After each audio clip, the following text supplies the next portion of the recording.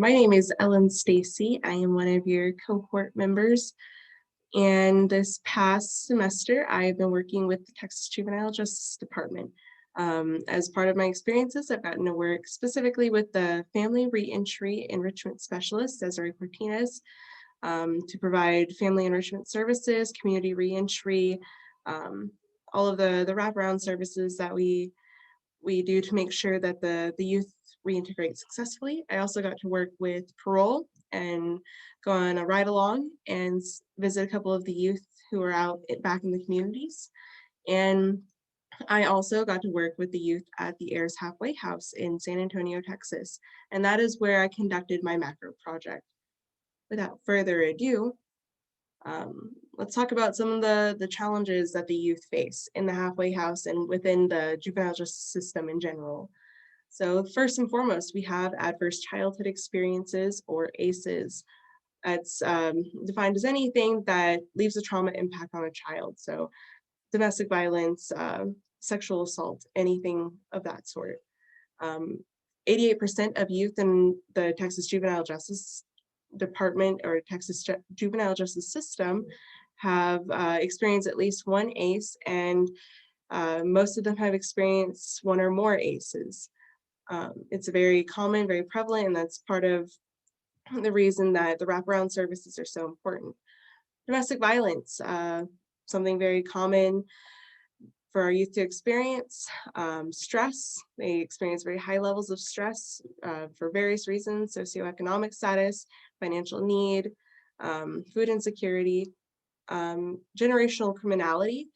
They have a family member who has committed a crime and modeled that for them, and now they find themselves following the same patterns. Substance use disorders, impulsivity, and they also just have an overall decreased quality of life. There are quite a few reasons that this needs to be addressed. The first and foremost, they're children, and children need to be nurtured before they need to be punished. So coming at them in a humanistic way is just the right thing to do, and address the core issues rather than just the problem behaviors. Another thing is cost. We spend over $400,000 per youth per year to house them in a secure juvenile detention facility. So that just includes overhead like building cost, food costs, salaries for the correctional officers and everyone along the way who is participating in their care. And that, again, just to house them. It's not talking about the diversion programs that we fund, probation services, parole services. It's costly. And despite the fact that we only have 576 youth committed in the last year, we're still spending quite a considerable amount of money on that. So definitely something we want to focus on as a financial priority. And then community safety. Criminal behavior, it speaks for itself. You don't want that in community. It makes it hard to raise your own family safely. It makes it hard to take care of yourself and others. So just decreasing that in general. Good idea. The Texas model does a really good job of addressing this. The Texas model was implemented about 2 years ago, and at the macro level, it focuses on keeping youth shallow in the system, which means trying to catch them in the delinquent behavior stages before they commit the felony level offenses required to be committed, and just trying to nurture and engage them and redirect them. Once they get committed to our facilities, the Texas model has a different aim, and that is to provide nurturing relationships between their caregivers and the staff who work with them and the youth, to retrain them to acknowledge their trauma responses, but make different choices. So it's a very nurturing type of relationship that they have. It's based on trust-based relational intervention specifically. It's based on setting good boundaries, being warm, but being firm, and on empowering the youth to regulate themselves overall. My goals and objectives, well, I had two goals. One short-term goal was to alleviate the stress of the youth at the Ayers Halfway House and provide them just some examples of coping strategies for everyday life. Another one, my long-term goal, would be to gather feedback to inform a curriculum based on making changes to mindfulness, which is what this whole project is about, mindfulness-based stress reduction, just adapting it to be a little bit more accessible to youth within the juvenile justice system or any disadvantaged population. Finding out which ways are going to make it safer for them and not as time costly as traditional MBSR. Objectives. The way that I'm going to do this is by providing an abbreviated introduction to MBSR through walking meditation, an introduction of the facets of mindfulness, and I'm going to collect and analyze data through pre-test, post-test measures, and also an evaluation survey upon program completion. My client is the youth at the Ayers Halfway House primarily, and then also their communities and the government funding organizations who support them. And the target system that I first have to address is the staff at the Ayers Halfway House. I had to get permission from the superintendent and the program director to be allowed in because they've currently shut down volunteer and intern in-person services. So I had to tell them that I was safe to come in, that I would follow all COVID distancing measures, and also provide a really good justification for my project. So I provided them some evidence and a detailed project proposal before I even got started on developing the program. Methodology. So it's based on mindfulness-based stress reduction, which was developed by Jon Kabat-Zinn in 2003. And specifically, I chose the handout created by UC Berkeley's Greater Good in Science Action Center. And my need for adaptation. So I have the strategy, which is MBSR, and I picked one little part of it because one, there are constraints with the facility, time constraints, resource constraints, and two, I think that's a key part in getting it to be more accessible is taking away some of the time in intensive parts of mindfulness. And you know, it's optional, they can build back up to it, but in order for something to work, they have to believe they can do it. So baby stepping is the way to go. Single group, pre-test, post-test, pre-experimental design is how I chose to do this. I went in there and I provided the program myself. I created the surveys, which I will show in a following slide, and implemented the program despite my lack of experience. It was a learning experience for me too. And I got some feedback on that. Here are those pre-test, post-test measures I was talking about. All items are identical up until the final one, where you'll see initially it asks for interest in learning more about mindfulness. At the end of the post-test measure, it just asks if you will continue to use it. My evaluation. So the biggest part was ongoing feedback from the youth. As I was going along, I was checking in with them frequently, asking if they're comfortable, reminding them that I was there to learn from them, not to teach them necessarily. I was trying to introduce them to mindfulness, but I'm not an expert. I'm not certified by any means. So I came in there just to learn what they thought about it and what they thought would be useful for future directions. So just reminding them, and they were very honest with me once they started trusting that. They told me they didn't like sitting on the ground. They didn't want to get their pants and their shoes dirty. They told me that it didn't matter whether a staff who worked with them regularly conducted the group or if I did it. So just really good stuff to know for program development. Another way is the survey that I will show you in the following slide. It's an anonymous feedback survey, also a Likert scale design, just because that makes it easier for the youth to respond. Again, with youth, like attention, very, very limited sometimes. So you gotta get those surveys to seem as non-intimidating as possible. Another one, self-evaluation. I checked in with myself. Am I tired? Am I bringing energy to this group? Am I saying this right? Am I focusing on breathing enough? Everything like that, just checking in. I kept a journal to do that. Staff feedback. So I got to talk with a couple of the staff, and one of them was really enthusiastic about my group. It was really nice to hear the ideas he had and the support he has for this being a program to be implemented in the future.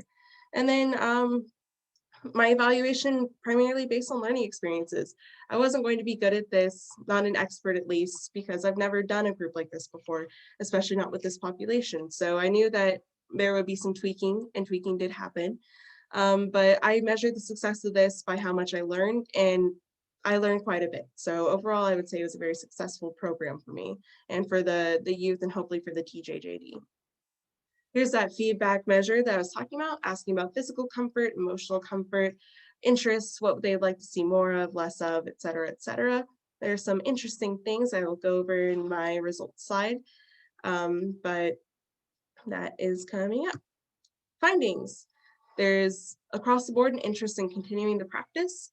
The youth all initially answered that they had some interest in learning more about it. A lot of them were neutral to agreeing, and by the end of it, we had a few strongly agreeing responses and interests in continuing. So that's good to know. Of course, it could be influenced by the fact that they're in a correctional facility. They're taught to be very respectful. They're kind of cajoled into participating in groups. I had a couple of kids ask, is this a 225? I didn't know what that meant. Apparently it's a mandatory group they have to go to. So there's a little bit of pressure for them to say the right thing and do the right thing. I have to be mindful of that, as I have to be mindful of anything with a self-report measure. They said they weren't uncomfortable, and if they weren't reporting it, which was kind of surprising to me. I thought it might feel awkward, but they said it was fine. And I noticed some changes between the pre-test and post-test measures that I was able to evaluate. I thought those changes were interesting. We'll go over that next. So here are the pre-test responses. I had 15 respondents to the pre-test because there were initially 15 youth when I started implementing the program. However, some of them eloped from the program, some of them discharged. We had new admissions, so that's why I had so many. The post-test measures that you see here, only 7 respondents. And like I said, just various attrition effects. So something that was interesting here that you see, and it'll show up better in the comparison that we have here, is that you see either an increase or a maintained level of interest in pursuing mindfulness as a coping strategy. Here you see the biggest area of no difference, which is I know how to calm myself down when I get upset, and you kind of see a decrease, which to me might indicate, along with a couple of the others that you see decreases in, possibly a movement toward being a little bit more in tune with yourself and being honest with your awareness and your sharing of your emotions. Of course, very small sample size. I had no control group, nothing like that. These measures that I took have no inferential value, but they're just interesting future directions for me to pursue. And then you have the evaluation feedback responses. Once again, I had 7 measures for these. Some of the interesting things, once again, they said they didn't care if it was me or somebody that they knew very well, which is good as far as programming and developing this to be implemented at multiple locations. You see a lot of interest in having more options, so that's something I will consider as well. And a lot of them want to continue this. They want to see this implemented, which is the main thing I'm looking for, is just an interest. Like, if I can adapt this, if I can find a way to make this a little bit more accessible and a little bit more their style, then I think that it has a lot of promise as an intervention for juvenile offending populations. Here's my wrap-up slide, summaries and conclusions. So like I said, I learned a lot from the process. I learned about petitioning for funding and for working with a bunch of people on different levels. So superintendents and direct care staff and family enrichment specialists.